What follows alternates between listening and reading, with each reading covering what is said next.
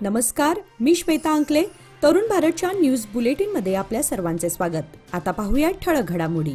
कैलासवासी अर्जुनराव घोरपडे यांनी सामान्य जनतेसाठी आपले आयुष्य खर्ची घातले. जनतेचा विश्वास अबाधित राखून दीर्घकाळ कार्य करणे ही खूप मोठी गोष्ट आहे. सामान्यांच्या उन्नतीसाठी आजही सहकाराला पर्याय नाही, असे विचार माजी केंद्रीय मंत्री खासदार शरद पवार यांनी व्यक्त केले. तसेच आपल्या भाषणात बोलताना शेतीचा विकास ही देशाची गरज असल्याचे ते म्हणाले. मराठा सहकारी बँकेचे संस्थापक कैलासवासी अर्जुनराव घोरपडे यांचा जन्मशताब्दी सोहळा येथील मराठा मंदिर मंगल कार्यालयात साजरा करण्यात आला. यावेळी माजी केंद्रीय मंत्री खासदार शरद पवार हे प्रमुख अतिथी म्हणून उपस्थित होते. कर्नाटक लोकसेवा आयोगातर्फे राज्यात घेण्यात आलेल्या प्रश्नपत्रिकेत अनेक चुका झाल्या असून कन्नड माध्यमांच्या विद्यार्थ्यांवर अन्याय झाला आहे. त्यामुळे 2 दिवसांपूर्वी झालेली परीक्षा रद्द करून नव्याने परीक्षा घेण्यात यावी, अशी मागणी करून विद्यार्थ्यांनी आंदोलन केले. यावेळी कित्तूर आणि चन्नम्मा सर्कल येथे जोरदार निदर्शने करून अधिकाऱ्यांचा पुतळा दहन करण्यात आला. झालेली परीक्षा पुन्हा घेण्यात यावी, अशा मागणीचे निवेदन जिल्हाधिकाऱ्यांना देण्यात आले. यावेळी Laxman Ashtagi, R N. Kengeri, N. Raibagi, P. Salotgi यांच्यासह शेकडो विद्यार्थी आंदोलनात सहभागी झाले होते. हिंदू संघटनांच्या प्रयत्नांमुळे भाजप सत्तेवर आला, मात्र सत्तेच्या लालसेपोटी आपल्या पक्षाचे ध्येय आणि सत्ता मिळवण्यासाठी कष्ट करणाऱ्यांचा विसर पडला आहे. हिंदू धर्माचे रक्षण व बांगलादेशातील होणारे हिंदू धर्मीयांवरील अत्याचार यावर केंद्र सरकार कोणतीच भूमिका घेत नाही. जर भाजपने या संदर्भात आपली भूमिका घेतली नाही तर आम्ही स्वतः शस्त्र उचलू, अशी थेट चेतावणी श्रीराम सेनेचे संस्थापक प्रमोद मुतालिक यांनी दिली. बेळगावात आज सोमवारी आयोजित पत्रकार परिषदेत ते बोलत होते. यावेळी त्यांनी जळगावच्या रामगिरी महाराजांना समर्थन देऊन आम्ही त्यांच्या मागे खंबीरपणे उभे असून त्यांच्यावर कुणी टीका टिप्पणी केली तर गप्प बसणार नसल्याचा इशारा त्यांनी दिला. बेळगाव शहर पोलीस अधिकारी व कर्मचाऱ्यांसह आज सकाळी पहाटे वॉक अँड रन कार्यक्रम आयोजित केला होता. पोलिसांचे काम हे 24 तासाचे असते, त्यामुळे पोलिसांच्या आरोग्याकडे अधिक लक्ष दिले पाहिजे, त्यासाठी हा कार्यक्रम आयोजित करण्यात आला होता. या कार्यक्रमात बेळगाव शहराचे पोलीस उपायुक्त डीसीपी रोहन जगदीश व अन्य पोलीस अधिकारी यांनी सहभाग घेतला होता. या वॉक अँड रनचे 6 किलोमीटर अंतर निश्चित करण्यात आले होते. बेळगाव शहराच्या विविध भागात आठवड्यातून 1 दिवस हा कार्यक्रम आयोजित केला जात आहे. त्यामुळे पोलिसांचे आरोग्य उत्तम राहील आणि जनतेच्या समस्या जाणून घेता येतील.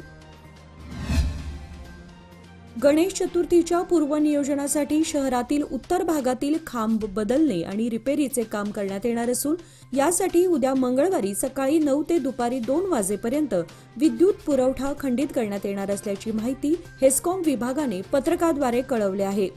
Ujjwalnagar, Gandhinagar, Ahmednagar, Marutinagar, central bus stand, Shetty Galli, Chavat गल्ली, दरबार गल्ली, पीबी रोड, आरटीओ कार्यालय परिसर, कोतवाल गल्ली, खडेबाजार परिसर, समादेवी गल्ली, काकती वेस रोड, शनिवार खूट, कचेरी रोड, नार्वेकर गल्ली, दरबार गल्ली, टेंगिनकर गल्ली, आझाद गल्ली, पांगुळ गल्ली, भोई गल्ली आदी परिसरात विद्युत पुरवठा खंडित करण्यात येणार आहे. मागील कर्नाटक सरकारने अंमलात आणलेले 3 कृषी कायदे रद्द व्हावेत, यासाठी शेतकऱ्यांनी काँग्रेस सरकारला सत्तेवर आणले. या सरकारनेही सत्तेवर येताच कायदे तात्काळ रद्द करण्याचे आश्वासन दिले होते. मात्र ते कायदे अजूनही मागे न घेतल्याने शेतकऱ्यांच्या समस्येत वाढच होत आहे. तेव्हा विजेच्या समस्येसह अन्य समस्यांना वाचा फोडून सरकारचे लक्ष वेधण्यासाठी कर्नाटक राज्य रयत संघटना, हरित सेना यांच्या माध्यमातून बेळगाव जिल्हा रयत संघटनेतर्फे येत्या बुधवार दिनांक 4 सप्टेंबर रोजी सकाळी 11 वाजता नेहरू नगर येथील हेस्कॉमच्या मुख्य कार्यालयावर समस्त जिल्ह्यातील शेतकऱ्यांचा धडक मोर्चा काढण्याचा इशारा देण्यात आला आहे. कमी कालावधीत आकर्षक परतावा लोकमान्य सोसायटी सादर करीत आहे अनमोल आर्थिक ठेव योजना, जी देते तुमच्या गुंतवणुकीवर 10% परतावा, तेही फक्त 13 महिन्यांमध्ये. अधिक माहितीसाठी कॉल करा 1800-212-4050. योजना फक्त सभासदांकरता. नियम वाटी लागू. लोकमान्य, जिथे पैसा वाढतो आणि नातं वृद्धिंगत होतं. निलावडे गावामध्ये हैदोस घालणाऱ्या जंगली हत्तींचा कायमस्वरूपी बंदोबस्त करावा व नुकसानग्रस्तांना तातडीने अटी व नियम न लादता नुकसान भरपाई अदा करावी, अशी मागणी निलावडे ग्रामस्थांनी वनसंरक्षक यांच्याकडे केली. याबाबतचे निवेदन विनायक मुदगेकर यांनी दिले. तसेच वनसंज्ञा, अनिर्णित क्षेत्र आदींबाबत गावकऱ्यांनी श्रीकांत पाटील यांच्याशी सविस्तर चर्चा केली. गेल्या अनेक दिवसांपासून खानापूर तालुक्यातील काबनाळी, कांजळे, दारोळी, गवळीवाडा आदी गावांमध्ये हत्तींचा वावर आहे. मोठ्या प्रमाणात या हत्तींच्या कळपाने शेतकऱ्यांच्या भातशेती आणि बागायतीचे मोठं नुकसान केलं आहे. शेतकऱ्यांना याचा मोठा फटका बसलाय. रायबाग येथील नगरपंचायत अध्यक्ष आणि उपाध्यक्ष निवड सोमवारी पार पडली. अध्यक्षपदी अशोक निलाप्पा अंगडी तर उपाध्यक्षपदी भारती दत्ता जाधव यांची बिनविरोध निवड झाली. आमदार DM ऐहोळे व माजी आमदार विवेकराव पाटील यांच्या मार्गदर्शनाखाली सदर निवडणूक पार पडली. कसनाळ माणकापूर रस्त्यावर बागवान फार्म हाऊस जवळ झालेल्या 2 दुचाकींच्या अपघातामध्ये गंभीर जखमी झालेले पांडुरंग सुतार वय 45 राहणार कसनाळ यांचे इचलकरंजी येथे खासगी दवाखान्यात उपचारादरम्यान मृत्यू झाला. शिवाजीनगर पोलीस ठाण्यातून सदलगा पोलीस ठाण्याकडे सदर प्रकरण वर्ग करण्यात आलं आहे. निपाणीत चोरट्याने 4 दुकाने फोडून 200 ग्राम चांदीची नाणी व 50,000ची रोकड असा एकूण 1 लाखांचा ऐवज लंपास केल्याची घटना रविवारी उघडकीस आली. सदर चोरीची घटना CCTV कॅमेऱ्यामध्ये कैद झाला आहे. निपाणी नगरपालिकेजवळ असणाऱ्या अमृतराज पोळ यांच्या किराणा दुकानात शनिवारी मध्यरात्री चोरट्याने छताचे काम सुरू असलेला पत्रा कापून आतमध्ये प्रवेश केला. चोरट्याने 200 ग्राम चांदीची नाणी व 15,000ची रोकड लंपास केली. तसेच चिक्कोडी रोड येथील प्रवीण कुंभार, गजानन पाटील, महेश कोळकी यांच्या दुकानातही चोरी केली. या दुकानातील रोकड चोरट्याने लांबवली आहे. दरम्यान वाढत्या चोरीच्या घटनांमुळे शहरवासियांमध्ये भीतीचं वातावरण निर्माण झालं आहे.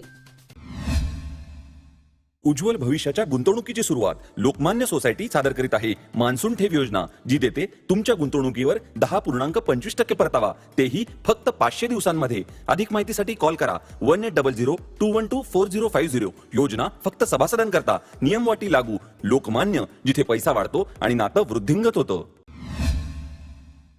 गणेशोत्सव व ईद ए मिलाद सणाचं पावित्र्य राखावं, तसेच उत्सव शांततेत पार पाडावेत. उत्सवांच्या पार्श्वभूमीवर शासनाने लागू केलेल्या प्रत्येक नियमांचे पालन करावे. शहरातील व परिसरातील सर्व गणेश उत्सव मंडळांनी परवाना घेणे गरजेचे आहे. वाहतुकीला रस्ता सोडून मंडप घालणे, रात्री उशिरापर्यंत साऊंड बॉक्स लावू नयेत. भाविकांनी ग्रीन फटाके फोडावेत. विसर्जन मिरवणुकीत पारंपरिक वाद्यांचा वापर करावा. उत्सव काळात अनुचित प्रकार घडल्यास संबंधितांवर कठोर कारवाई करण्यात येईल, असा इशारा गोकाकचे DYSP DS मुल्ला यांनी दिले. ते येथील तालुका पंचायत सभागृहात शांतता सभेत बोलत होते. शहराच्या सौंदर्यात भर पडण्याबरोबरच दर्जेदार रस्ता निर्मितीसाठी पेव्हर ब्लॉक उत्तम पर्याय ठरत आहे. चिकोडी सदलगा मतदारसंघातील प्रत्येक गावात पेव्हर ब्लॉकचे रस्ते करून सुविधा पुरवल्या आहेत. एकसंबा गावातील प्रभाग क्रमांक 3 व 4 येथे पेव्हर ब्लॉक रस्ता निर्मितीसाठी 51 लाख रुपयांचा निधी मंजूर करण्यात आला असून दर्जेदार काम करण्याचे आवाहन विधान परिषद सदस्य व कर्नाटक सरकारचे दिल्ली विशेष प्रतिनिधी प्रकाश हुक्केरी यांनी केले. एकसंबा येथे पेव्हर ब्लॉक रस्ता कामाच्या शुभारंभ प्रसंगी ते बोलत होते. प्रारंभी मान्यवरांच्या हस्ते श्रीफळ वाढवून कार्यास चालना देण्यात आली. बेंगळूर अर्बनच्या अथर्व व्यंकटेश व लिह R जोसेफ या बुद्धिबळपटूंनी Giristuti checkmate school of chess foundation Belagavi आयोजित राज्यस्तरीय बुद्धिबळ स्पर्धेत बाजी मारली.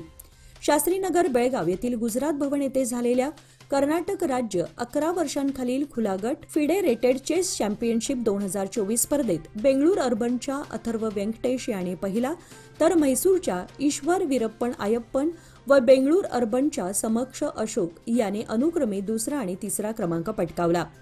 तसेच कर्नाटक राज्य मुलींकरिता 11 वर्षांखालील वयोगटासाठी घेण्यात आलेल्या स्पर्धेत बेंगळूर अर्बनच्या लिह R जोसेफ हिने पहिला, बेंगळूरच्या इद्दू शीतला व उत्तर कन्नडच्या अन्विता साती यांनी अनुक्रमे दुसरा आणि तिसरा क्रमांक पटकावला.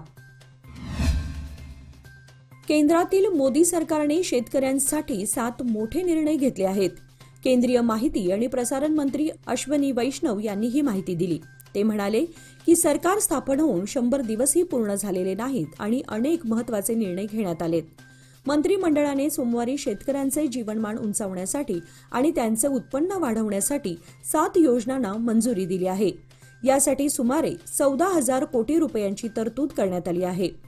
अन्न आणि पोषण या पीक विज्ञानासाठी 3,979 कोटी, शाश्वत पशुधन आरोग्यासाठी 1,702 कोटी, डिजिटल कृषी मिशनलाही मंजुरी दिली आहे. याचबरोबर आजचे बातमीपत्र इथेच संपले. अधिक माहिती आणि ताज्या घडामोडींसाठी पाहत रहा तरुण भारत न्यूज चॅनल.